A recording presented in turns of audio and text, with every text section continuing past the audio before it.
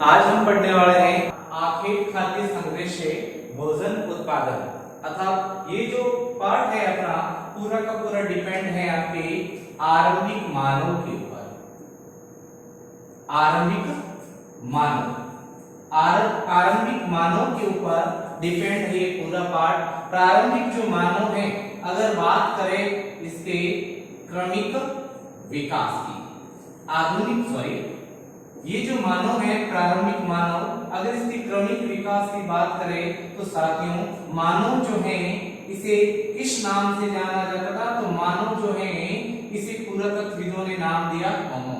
होमो की क्रमिक विकास के साथ में 3 कंडीशन हमें पढ़ने को मिलती हैं। तीनों कंडीशन के बारे में थोड़ा सा संक्षिप्त जानकारी लेकर हम इस पार्ट को रेगुलर कर लेते हैं। तो शुरू करते हैं होमो की 3 प्रमुख विशेषताएं। तो मानव का पहला जो रूप हमें देखने को मिलता है इसे होमिनिड के नाम से जाना जाता है। दूसरा जो रूप हमें देखने को मिलता है इसे होमिनाइड के नाम से जाना जाता है। तीसरा रूप जो हमें देखने को मिलता है इसे होमो सैपियंस के नाम से जाना जाता है। Homo sapiens. बात 2 से 3 इनकी विशेषताओं की कर लेते हैं, उसके बाद में आरंभिक मानव के बारे में शुरू करते हैं। तो होमिनिड वह मानव जो उसको खुद को पता नहीं वो मानव है, असभ्य मानव जो चलते फिरते किसी भी जानवर का एक पार्ट्स निकाल कर कच्चा ही खा जाता था। क्योंकि ये जो मानव है इसे खुद को पता नहीं था कि इसके 2 हाथ है 2 पैर है। यह चौपाया मानव का इसके संपूर्ण शरीर पर बाल थे और दिखने में यह जो मानव है एग्जैक्ट एक गुरिल्ले के समान चिंपांजी के बराबर दिखता था होमिनिड। समय के साथ में तालमेल मिलाकर मानव का क्रमिक विकास हुआ। जब मानव का क्रमिक विकास हुआ तो मानव होमिनाइड में पहुंचा। अब इसे समझ आ गई कि मैं 4 पैरों की बजाय 2 पैरों पर तेजी से दौड़ सकता हूं, शिकार को पकड़ सकता हूं, शिकार कर सकता हूं। तो इस मानव की जो प्रमुख विशेषता है ये 2 पैर और 2 हाथ वाला मानव हो गया। शारीरिक विकास क्रम के अंदर यह चिंपांजी से बदलकर क्रमिक विकास के साथ में अब धीरे धीरे मानव की जो शक्ल सूरत है वो ग्रहण करने लगा। होमिनाइड के बाद में तीसरा जो रूप हमें मानव का देखने को मिलता है वो है आपके होमो सैपियंस। अर्थात मानव ने जब चिंतन शुरू कर दिया, सोचना समझना जब उसने शुरू कर दिया, अर्थात ये जो मानव है इसे समझदार मानव की श्रेणी में रखा जाता है। और मानव का सबसे अंतिम जो क्रमिक विकास आधुनिक विकास है वो होमो सैपियंस के नाम से जाना जाता है। अगर पूछ ले आपसे कि मनुष्य का प्रारंभिक जन्म कितने वर्षों पहले हुआ, तो मानव का जो जन्म है इस पृथ्वी के ऊपर 56 लाख वर्ष पहले बताया जाता है। किस महाद्वीप से संबंध रखता है? तो महाद्वीप का नाम बताया जाता है आपके अफ्रीका महाद्वीप। अफ्रीका महाद्वीप के तंजानिया वन के अंदर मानव की उत्पत्ति हमें बताई जाती है। तो प्यारे विद्यार्थियों, हमने प्रारंभिक मानव के क्रमिक विकास की 3 विशेषताओं के बारे में बात की है। अब हम बात करते हैं इस पार्ट के अकॉर्डिंग जो पॉइंट है उसके ऊपर ही हम विश्लेषण करते हैं। पहले बता देता हूं कि पार्ट जो आपके आया हुआ है इसकी भाषा बहुत ही क्रिटिकल है, तो पॉइंट के माध्यम से ही हम इसको सॉल्व कर सकते हैं। तो पॉइंट 1 जो हमें पढ़ने को मिलता है इसमें प्रारंभिक जो मानव है उसकी प्रवृत्ति के बारे में पढ़ने को मिलता है। आरंभिक जो मानव है इसकी प्रवृत्ति के बारे में पढ़ने को मिलता है। तो प्रारंभिक जो मानव है यह असभ्य मानव की श्रेणी में आता है और प्रवृत्ति केवल और केवल बताई जाती है इसकी उदर पूर्ति, पेट भरना। अब पेट भरने के लिए वो कौन कौन सी गतिविधियां करता था? तो सबसे पहले आता है आखेट। आखेट का मतलब होता है शिकार संग्रह करने का काम होता था उसका, जिसमें विभिन्न प्रकार के जानवरों का शिकार करना और इसके साथ ही अपनी उदर पूर्ति करने के लिए मछलियां पकड़ना और इसके साथ ही अपनी उदर पूर्ति करने के लिए शिकार की श्रेणी में चिड़िया, विभिन्न प्रकार की जो चिड़िया हैं, बर्ड्स जो हैं, चिड़ियों को पकड़ना, यह उसके उदर पूर्ति के प्रमुख कारक हमें देखने को मिलते हैं। अब बात करते हैं आखेट के अलावा अपना भरण पोषण करने के लिए खाद्य और कौन सी सामग्री संग्रह करता था। तो इसमें खाद्य सामग्री का भी आपको पूछा जा सकता है। तो खाद्य सामग्री में आता है आपके फल, पेड़ों के विभिन्न प्रकार के फल तोड़कर वो खाता था। फल के साथ में बताया जाता है मूल, मूल कहते हैं जड़ को, जड़ लगाकर जमीन से जड़ निकाल कर वो अपने भरण पोषण उदर पूर्ति के लिए काम में लेता था। विभिन्न प्रकार के दाने, दाने इकट्ठे करके वो अपनी उदर पूर्ति करता था। उसके बाद में पौधे और पत्तियां, पौधों को खाकर भी वो अपने उदर की पूर्ति करता था। विभिन्न प्रकार की टहनियां और पत्तियां खाकर भी वो अपनी उदर पूर्ति करता था।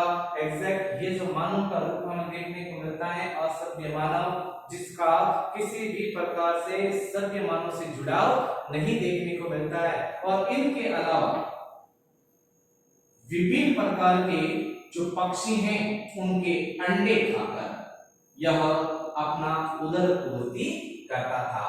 साथियों, हमने प्रारंभिक मानव की प्रवृत्ति पढ़ ली है। अब प्रारंभिक मानव की प्रवृत्ति के बाद में दूसरा जो पॉइंट हम लेने जा रहे हैं वो आपके दूसरा जो पॉइंट है यह औजार। अब ये जो मानव है जब अपने कर्मिक विकास में आगे बढ़ा है तो इसके औजार जो बने हैं वो किससे बताए जाते हैं भाई। तो औजार जो बनाए हैं मानव ने अपने, उसे पंचब्लेड तकनीक के नाम से जाना जाता है। पंचब्लेड तकनीक के आधार पर प्रारंभिक मानव ने अपने औजार बनाए। अब ये जो पंचब्लेड तकनीक के औजार हैं इनमें कौन कौन सी वस्तुओं से उसने अपने औजार बनाए हैं। तो वस्तुएं तीन बताई जाती हैं। सबसे पहले नाम आता है लकड़ी का, तो लकड़ी का भी उसने उपयोग किया अपने औजार बनाने के लिए। उसके बाद में उसने औजार बनाने के लिए हड्डियों का भी बड़े पैमाने पर यूज किया है। हड्डियों के साथ में सर्वाधिक सबसे ज्यादा जो उसने यूज किया है वो है आपके पाषाण। पाषाण का अर्थ होता है पत्थर। पत्थर किस किस्म का उसने सर्वाधिक यूज किया है तो नाम आता है आपके लाइमस्टोन। भारी भरकम पत्थर छीलने, काटने, फेंकने में सब जगह ये प्रयुक्त होता था। अब हम बात करते हैं कि मानव ने जो औजार बनाए हैं, इन औजार अर्थात पंचब्लेड तकनीक के आधार पर जो औजार बनाए हैं मानव ने वो किस प्रकार के हुआ करते थे कि मानव का सही कर्म, जो प्रमुख कर्म हमें देखने को मिलता है वो शिकार करना था। तो तेज तरार दौड़ते हुए एक जानवर को मारने के लिए अगर उसे जरूरत पड़ती थी भाले की, तो भाला वो किस प्रकार से बनाता था। तो ये लकड़ी हो गई, लकड़ी ले ली उसने। अब इस लकड़ी के ऊपर तेज तरार लाइमस्टोन का एक पत्थर जो है इसे बेल रोपक की सहायता से इसे यहाँ से बांध दिया करता था और पूर्ण वेग के साथ में इसे फेंकता था और विभिन्न प्रकार के जानवरों को मारकर वो अपनी उदर पूर्ति करता था। आप इसे भाला नाम दे सकते हैं। अब छोटे जानवर जो भाले की पकड़ में नहीं आते हैं, भाला सटीक निशाना नहीं करता है, पूर्ण वेग चाहिए उसे फेंकने के लिए, तो थोड़ा सा इससे छोटा जो दूसरा औजार हमें देखने को मिलता है मानव का रूप यही देखने को मिलेगा, लेकिन लकड़ी थोड़ी सी छोटी होगी। इसे बाणाग्र के नाम से जाना जाता है। अब ये जो लकड़ी है बाण के रूप में काम देनी है अपने को, तो इसके ऊपर भी एक तेज तरार पत्थर को मानव क्या करता था, बेल मूंटों की सहायता से इसे बांध देता था। बांध दिया। अब पूर्ण वेग के साथ में इसे रिलीज करना है तो यू आकार की एक लकड़ी देता था मानव। अब इस यू आकार की लकड़ी जो है इसे अपने अंगूठे और अंगुलियों की सहायता से इसको पकड़कर पूर्ण वेग के साथ में इसको रिलीज करता था। अब ये जो लकड़ी है इसके ऊपर जो प्रेशर लग रहा है ये पूरा पूरा इस लकड़ी का लग रहा है, जिसके कारण आगे जाकर अपना ये सटीक निशाना साबित होती थी। अब अगला जो हमें जो प्रमुख एक औजार देखने को मिलता है, ये औजार किस प्रकार से पाषाण यानी पत्थर का बनाया जाता था। और यह जो औजार है जड़ों को खोदने के लिए ये औजार काम में लेता था। इसके अलावा एक और औजार हमें देखने को मिलता है प्रारंभिक मानव का, इस प्रकार से हमें देखने को मिलता है जो परिधान को सीने के लिए अर्थात शिकार के बाद में जो चमड़ा बच जाता था, चमड़ों को सीने के लिए जो प्रयुक्त होता था एक औजार, तो इस प्रकार से बताया जाता है। तो प्रारंभिक मानव की प्रवृत्ति, उसके बाद में हमने औजार पढ़ लिया। अब औजार के बाद में तीसरा पॉइंट हम पढ़ने जा रहे हैं मानव के बारे में, शैल चित्र। प्रारंभिक मानव के जो शैल चित्र हैं सर्वाधिक भारत के अंदर हमें कहां देखने को मिला है, इनको एक बार वापस नोटिस कर लेना आप, और इनमें से सवाल अक्सर पूछे जाते हैं। हम लेने जा रहे हैं तीसरा पॉइंट, शैल चित्र।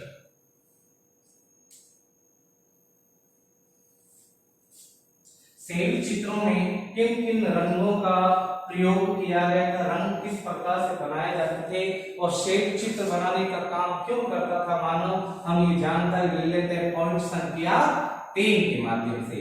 पॉइंट तीसरा जो यहाँ पर अपने को निर्धारण करता है आपके शैल चित्र का, शैल चित्रकला। शैल चित्रकला जो ज्यादातर हमें देखने को मिलती है मानव के द्वारा जो निर्मित है वो है गुफाओं में, गुफाएं जिनको कंदराओं के नाम से भी जाना जाता था। अब ये जो शैल का मतलब होता है पत्थर, पत्थरों के ऊपर की गई कारीगरी को चित्रकला के नाम से अर्थात शैल चित्रकला के नाम से जाना जाता था। साथ ही मैंने पहले बताया कि प्रारंभिक जो मानव है उसका केवल और केवल क्रम जो बताया जाता है देखने को मिलता है उदर पूर्ति। अब उदर पूर्ति के अलावा भी उसके पास में जो टाइम बचा है, ऐसे टाइम में अपने मनोरंजन के तौर पर वह शैल चित्र का प्रयोग करता था। कहां पर करता था, गुफाओं के अंदर जो बड़ी बड़ी चट्टानें हुआ करती थी इनके ऊपर वह विभिन्न प्रकार के प्राकृतिक कलरों के माध्यम से, रंगों के माध्यम से ये शैल चित्र बनाने का कार्य करता था। अब ये जो शैल चित्र मिले हैं यह भारत में हमें कहां कहां मिले हैं, तो भारत के अंदर जगह बताई जाती है मध्य प्रदेश और दक्षिण उत्तर प्रदेश के अंदर हमें ये चित्र सर्वाधिक देखने को मिलते हैं। और शैल चित्रकला का एग्जाम्पल आपकी पाठ्य पुस्तक के अंदर कौन सा पेश किया गया, तो नाम आता है भीमबेटका शैल चित्र। भीमबेटका शैल चित्र प्रयुक्त हुआ है। भीमबेटका आधुनिक मध्य प्रदेश में पड़ता है, ये पूछा जा सकता है। इसी पाठ के अंदर हम दूसरा पाठ जो लेकर आ रहे हैं उसमें एक मैप आपके पूछा गया, मैप में प्रमुख जो पुरातत्व स्थल है उनके बारे में हमें जरूर पूछा जा सकता है। अब भीमबेटका में जो शैल चित्र बनाए हैं प्रारंभिक मानव ने वह है शिकार दृश्य।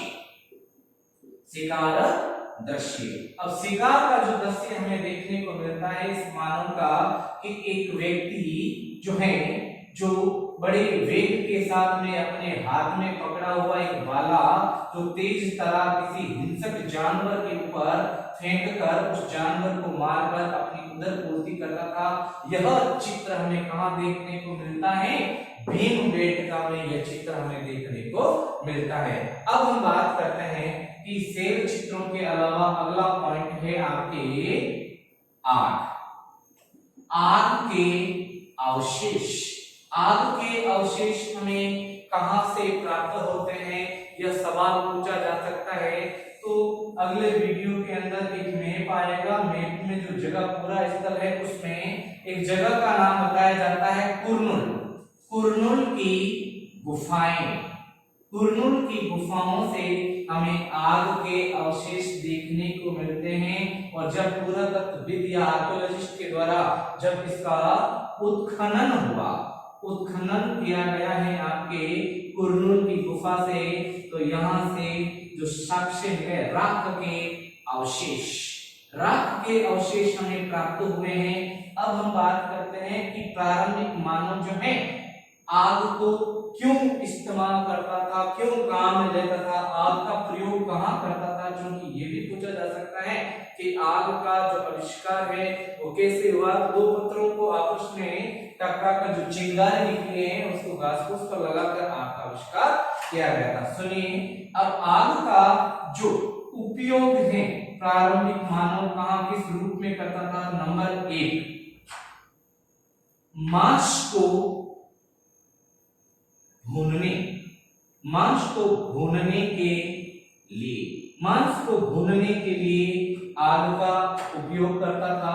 नंबर 2, दूसरा है हिंसक, हिंसक जानवरों से, हिंसक जानवरों से रक्षा, हिंसक जानवरों से रक्षा के लिए भी प्रारंभिक मानव क्या करता था? आग का उपयोग करता था। जहां कहीं भी रुकता था गुफा के बाहर छोटी मोटी सी आग लगाकर रख देता था, जिसके कारण हिंसक जानवर उसके नजदीक भी नहीं रुके। ये जानकारी हमने पढ़ ली है। आगे बढ़ते हैं, आग के बारे में हमने पढ़ लिया, शेर चित्रकला के बारे में पढ़ लिया। अब हम बात करते हैं नाम और तिथियों के बारे में। Very important topic for the lesson, सबसे महत्वपूर्ण चैप्टर है इस पाठ से आया हुआ, जो पॉइंट 4 में हम पढ़ने वाले हैं, नाम व तिथियां। पॉइंट 4 जो हमें यहाँ से मिल रहा है, नाम व तिथियां। पॉइंट 4 जो नाम व तिथियों के बारे में जानकारी हम दी गई है, उसके बारे में अगर अपने को पढ़ना है तो सबसे पहले अपने को पढ़ना पड़ेगा पाषाणकालीन संस्कृति, पाषाणकालीन संस्कृति, पाषाणकालीन संस्कृति के बारे में अपने को जानना पड़ता है। अब पाषाणकालीन संस्कृति की जब हम कड़ियां खोलते हैं तो पहली जो कड़ी है वो किस नाम से जानी जाती है, दूसरी कड़ी किस नाम से जानी जाती है, तीसरी कड़ी किस नाम से जानी जाती है, इसी अंग्रेजी में किस नाम से जाना जाता है। अक्सर ऐसे सवाल आपसे पूछे जा सकते हैं। तो पाषाणकालीन संस्कृति का पहला जो रूप हमें देखने को मिलता है, इसे पूरा पाषाण काल के नाम से जाना जाता है, पूरा पाषाण काल। दूसरा रूप हमें देखने को मिलता है आपके मध्य पाषाण काल, और तीसरा रूप जो हमें देखने को मिलता है, इसे नवपाषाण काल के नाम से जाना जाता है। बात करते हैं इन्हें अंग्रेजी में किस नाम से जाना जाता है, तो पूरा पाषाण काल को पैलियोलिथिक एज के नाम से जाना जाता है। पैलियोलिथिक एज का समय कब से कब तक बताया जाता है, काल कब से कब तक बताया जाता है समय, तो 20 लाख वर्ष पूर्व, 20 लाख वर्ष पूर्व से 12,000 वर्ष तक का समय हमें देखने को मिलता है पूरा पाषाण काल के अंदर। फिर बात करते हैं मध्य पाषाण काल, तो मध्य पाषाण काल को मैशो या मेसोलिथिक एज के नाम से इसे जाना जाता है, जिसे मध्य पाषाण काल के नाम से जाना जाता है। और इसमें अगर समय की बात पूछ ले आपसे तो 12,000 वर्ष पहले से 10,000 वर्ष तक, 10,000 वर्ष तक का जो समय आकलन हमें पढ़ने को मिलता है, ये मध्य पाषाण काल। और उसके बाद में नवपाषाण काल जो है, इसे नियोलिथिक एज के नाम से जाना जाता है। नियोलिथिक एज जिसे नवपाषाण काल के नाम से जाना जाता है। घटनाओं का क्रम पूछ ले तो 10,000 वर्ष पहले से अब तक की जानकारी नवपाषाण काल के अंदर हमें पढ़ने को मिलती है। अब हम बात करते हैं पूरा पाषाण काल के अंदर जो मानव है वो किस कैटेगरी का बताया जाता है। तो पहले हमने मानव के बारे में ऑलरेडी पढ़ लिया है, फिर भी मैं बता देता हूं कि मानव से संबंधित अगर कहानियों की बात करते हैं प्रारंभिक मानव की, तो 99% जो कहानियां हैं वो किससे मिलती हुई मिलेगी आपको, पूरा पाषाण काल से संबंधित जानकारी हमें पैलियोलिथिक एज से संबंधित जानकारी या कथा कहानियां जो मानव की है वो पढ़ने को मिलेगी। स्पेशली पूरा पाषाण काल के अंदर ही प्रारंभिक मानव का जो कार्य देखने को मिलता है केवल और केवल शिकार, शिकार संग्राहक, शिकार संग्राहक के रूप में जाना जाता था। अब हम बात करते हैं जब मानव का क्रमिक विकास हुआ, शारीरिक विकास हुआ, दिमाग का विकास हुआ, तो जब मध्य पाषाण काल में मानव पहुंचा है इस काल के अंतर्गत, तो मानव ने जो कार्य शुरू किया वो है आपके पशुपालन। पशुपालन जो अपनाया है मानव ने, तो पशुपालन के तहत किन किन को पालना शुरू किया, तो घोड़ा भी नाम आता है, घोड़े के साथ में गाय का नाम भी बताया जाता है, और इसके साथ में हिरण का भी जिक्र हमें देखने को मिलता है। हिरण के साथ में मानव ने रेंडियर को भी पाला था। रेंडियर किसे कहा जाता है, तो उत्तरी ध्रुव के आसपास जो ठंडे प्रदेश है यहाँ पर पाए जाने वाले कुत्तों को रेंडियर कहा जाता है, जो बिना पहियों की गाड़ी स्लेज को खींचने का कार्य करते हैं। ज्यादातर टुंड्रा प्रदेशों के अंदर ये देखने को हमें मिलते हैं। पशुपालन के अंदर सुअरों का पालन, सुअर का भी पालन किसके द्वारा किया जाता था, इन मानवों के द्वारा। अब हम बात करते हैं नवपाषाण। नवपाषाण काल में मानव ने कौन सा नवीन विकास किया है। नवीन जो विकास हमें मानव का देखने को मिलता है, नवीन विकास जो मानव का देखने को मिलता है, इसमें देखने को मिलता है पशुपालन प्लस कृषि। पशुपालन प्लस कृषि अर्थात मिश्रित कृषि का रूप हमें देखने को मिलता है, मानव ने अपनाया। अब मिश्रित कृषि के अंदर मानव ने जो नवीन कर्म अपनाया है, इसमें बीजारोपण का भी जिक्र हमें पढ़ने को मिलता है। इसमें हमें सिंचाई का भी वर्णन हमें इसमें पढ़ने को मिलता है। सिंचाई के साथ में फसल कटाई का भी वर्णन हमें पढ़ने को मिलता है।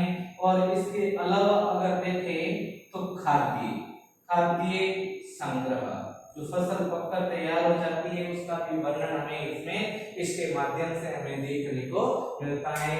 और ये जो मानव है, नवपाषाण काल का मानव जो है, इसने अनेक क्षेत्रों में अपने प्रोग्रेस कर ली थी।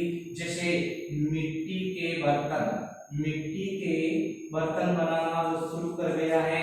अगर बात करें घरों की, तो घर जो मिले हैं वो आपके कहां से, घर के अवशेष जो हमें कहां से देखने को मिलते हैं, तो घर के जो अवशेष देखने को मिलते हैं, जगह का नाम है मेहरगढ़। अब हम बात करते हैं कि नवपाषाण कालीन जो मानव है उनके घरों की, तो घर जो देखने को मिलता है, इनके आकार के बारे में भी जानकारी ले लेते हैं। तो ज्यादातर जो घर मिले हैं इनके, एक तो चौकोर अवस्था में मिले हैं और दूसरा आयताकार। चौकोर व आयताकार रूप में इनके घर हमें देखने को मिलते हैं। चूंकि मेहरगढ़ से ही अनेकानेक जानवर जो अभी मैंने ऑलरेडी दिखे हैं, इनके अस्थि पंजर हमें देखने को मिले हैं, जिससे ये निर्धारण निकलता है कि मानव ने पशुपालन को बड़े पैमाने पर अपनाया था। तो प्यारे साथियों, विद्यार्थियों, हमने इस पाठ के अंतर्गत प्रारंभिक मानव की प्रवृत्ति, उसके औजार, शैल चित्र, आग का आविष्कार, पूरा स्थल, नाम और तिथियों के बारे में सविस्तार जानकारी ली। धन्यवाद।